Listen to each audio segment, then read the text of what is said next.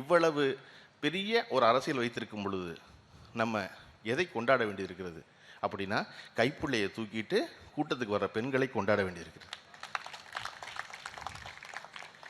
அடுத்த தலைமுறை மேல் அக்கறையோடு இருப்பவர்களை கொண்டாட வேண்டியிருக்குது. இன்னைக்கு தொடர்ச்சியாக சாரியாக இவ்வளவு இளைஞர்கள் இங்கே வந்தது இருக்குல்ல, அது பெருசாக கொண்டாடப்பட வேண்டியது.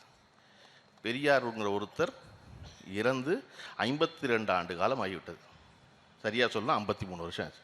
53 வருஷம் கழிச்சு ஒருத்தரை இன்னமும் பேசிக்கொண்டே இருக்கிறோம் என்பது அவருடைய பெருமைக்குரிய விஷயம் அல்ல.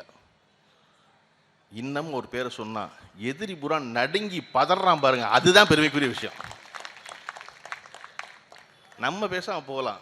ஏன்னா எப்பொழுதும் எவரால் ஒருவன் உயர்வடைந்தானோ அவன் நன்றியோடு இருப்பான்னு சொல்ல முடியாது. எவனால் ஒருத்தனுடைய கோட்டை தகர்க்கப்பட்டதோ அவன் வெஞ்சினம் கொண்டு காத்துக்கிட்டு இருப்பான், எப்படியாவது ஏதாவது செஞ்சிட முடியாதான்னு. ஆனால் அவன் தொடர்ச்சியாக தோல்வி அடைஞ்சிருக்கான். காரணம், அவன் எடுக்கிற கத்தி பூரா அட்டைக்கத்தி. இன்னைக்கு எடுத்துருக்க அட்டைக்கத்தி சீமான் இல்லையா? இல்லாட்டி எப்படி நடக்கும்?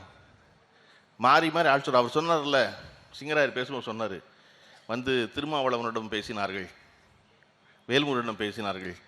இன்னைக்கு அவர் பேசுகிற மாதிரி பேசுங்க. எங்கிட்ட எல்லாம் பேசினாங்க, நான் யார்ட்டையும் சொல்லலை. அவங்க சத்துக்கு எங்கிட்ட எல்லாம் பேசினாங்க. அது என்ன, நீங்கள் நல்லா எந்தோடனே மோடியை திட்டுங்க, பிஜேபி திட்டுங்க, ஆர்எஸ்எஸ் திட்டுங்க, ஆனால் 5 நிமிஷம் மட்டும் திட்டுங்க.